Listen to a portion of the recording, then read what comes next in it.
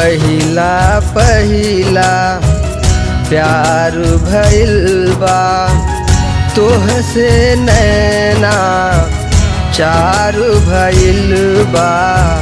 पहिला पहिला प्यार भइल बा तोहसे नैना चार भइल बा।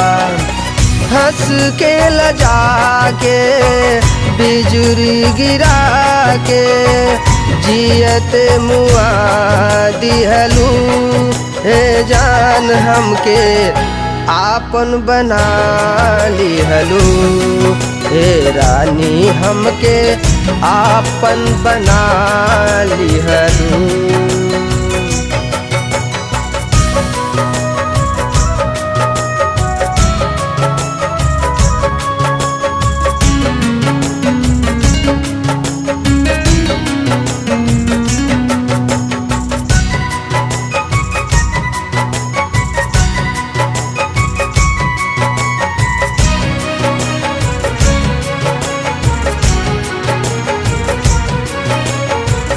बारू तू अनमोल ये धनिया मोल तोहार बनाई।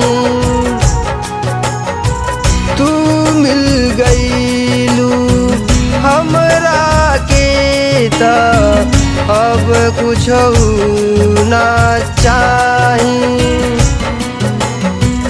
बारू तू अनमोल ये धनिया मोल तोहार बनाई। तू मिल गईलू हमरा के त अब कुछ ना चाही। रहिया में जब हमके भेटैलू चैन चुरा के तू चली गईलू। सज के सवर के दिल में उतर के धड़कन बढ़ा दिहलू।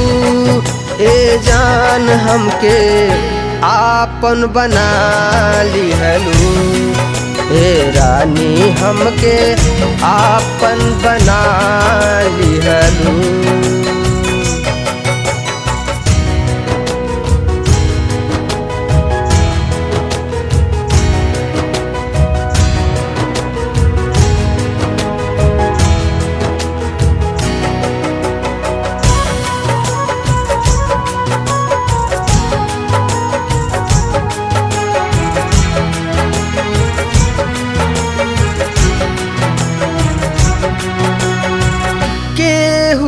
हमके नीक न लागे मन के तू ही भावेलू। अक्सर अब सपना में हमरा तू ही नजर आवेलू। केहू हमके नीक न लागे मन के तू ही भावेलू। अक्सर अब सपना में हमरा तू ही नजर आवेलू। प्यार में तोहरा पागल भईनी का से का अब हम हो गईनी। ठीक न होई कबहू ऐसन रोग लगा दिहलू। ए जान हमके आपन बना लिहलू। हे रानी हमके आपन बना लिहलू।